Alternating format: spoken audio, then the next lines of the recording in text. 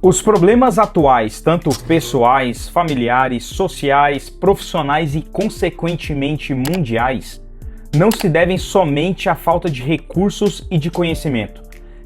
Mas grande parte deles se deve a uma falta de gerenciamento das nossas próprias emoções. E já foi comprovado em algumas pesquisas que a inteligência emocional é responsável por 80% do sucesso que a gente tem na vida. Você já deve ter ouvido falar sobre inteligência emocional, certo? Esse conceito tem cada vez se tornado mais valorizado em ambientes de trabalho, principalmente, já que o desenvolvimento dessa habilidade ele impacta diretamente o nosso comportamento no trabalho. Soa óbvio pra caramba, né? Mas as pessoas não se dão conta da importância disso muitas vezes. Assim, é interessante que as empresas elas pensem nessa inteligência emocional no trabalho e elaborem meios de desenvolver isso em cada uma das pessoas. Além de contribuir com o crescimento pessoal de cada profissional que tá ali, as consequências positivas para a empresa toda são várias aí. Mas isso seria o mundo ideal, né? E você sabe que a gente não tá no mundo ideal e nem sempre é colocado muito foco nisso. Mas, cara, se você conseguir desenvolver sua inteligência emocional de uma forma única, você concorda que vai ter uma vantagem gigantesca se comparado com as outras pessoas?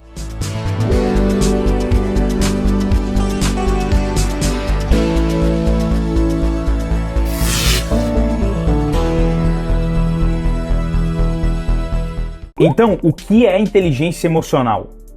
Antes de Daniel Goleman, alguns outros autores citaram o conceito de inteligência emocional, mas foi esse jornalista que popularizou o termo e atribuiu a ele um significado que a gente conhece hoje e vê em vários livros. Inteligência emocional é a capacidade de identificar os nossos próprios sentimentos e o dos outros também, de nos motivarmos e de gerir bem as emoções dentro de nós e dos nossos relacionamentos. E agora eu vou falar de 5 habilidades que o próprio Goleman utilizou para caracterizar a inteligência emocional. Autoconhecimento, ou seja, reconhecer as próprias emoções e sentimentos quando eles ocorrem. Controle emocional, que significa adequar os sentimentos a cada situação vivida. Automotivação, que é dirigir as emoções a serviço de uma realização pessoal. Super importante, o reconhecimento de emoções em outras pessoas, que é basicamente saber o que o outro está sentindo e ter empatia com isso. E por último, a habilidade em relacionamentos interpessoais, ou seja, a interação de qualidade com outros indivíduos por meio de competências sociais. E por que é importante pensar na inteligência emocional no trabalho? Para o próprio Goleman, a inteligência emocional é a maior responsável pelo sucesso das pessoas, já que a maioria das situações vividas no trabalho, elas exigem habilidade de relacionamento e compreensão humana. Então, quando a gente está no trabalho, mesmo que a gente adote uma determinada postura, somos as mesmas pessoas que a gente seria no dia a dia. Temos as nossas crenças, necessidades, características e padrões de comportamento.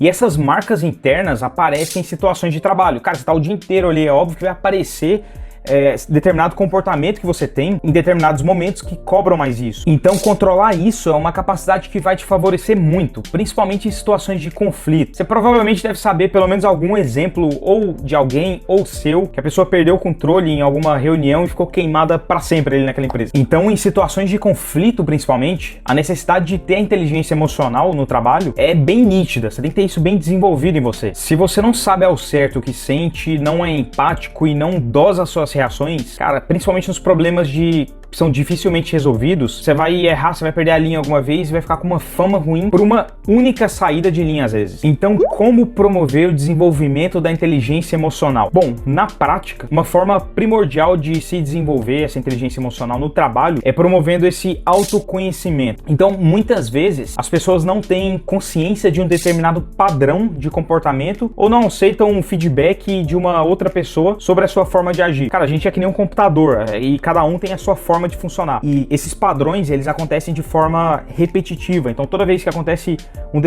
uma coisa externa ruim, numa determinada vertical da minha vida, eu vou agir de uma forma meio que automática ali, ou semi-automática para aquele tipo de acontecimento. Então, possibilitar essa autoconsciência é o primeiro passo de todos, como bem detalhou o Goleman na sua definição. Assim, é provável que a pessoa ela adquira mais controle sobre seu comportamento e também que compreenda as formas de se motivar. Porque imagina, ela está se observando o tempo todo não se julgando, mas se observando e sabendo como é que ela reage. Consequentemente, o processo de autoconhecimento facilita a compreensão do que o outro valoriza e sente também. Imagine se você recebesse um relatório com as suas principais tendências de comportamento e também o que te motiva mais, o que te motiva menos e todo um resumo sobre você. Seria incrível, não é não? Então, a dica de ouro aqui é: observe e analise o seu próprio comportamento. E para explorar o seu próprio comportamento é necessário você avaliar e entender como que seu próprio cérebro funciona diante de diferentes situações. Em alguns momentos, a observação deve ocorrer quando as situações se colocarem diante de você, independente de serem boas ou ruins. É só quando alguma situação estiver acontecendo que você vai conseguir medir isso. É incrível isso. Se coloque mesmo em terceira pessoa, se observe ali, sem se julgar. Você vai perceber como é que você age diante de alguma situação difícil ou muito alegre. Observe quais são as reações da sua mente, do seu corpo, além das sensações e dos pensamentos que foram instigados. E aí, em um segundo momento, a análise deve ocorrer após a chegada dos sentimentos, sejam eles positivos, sejam negativos.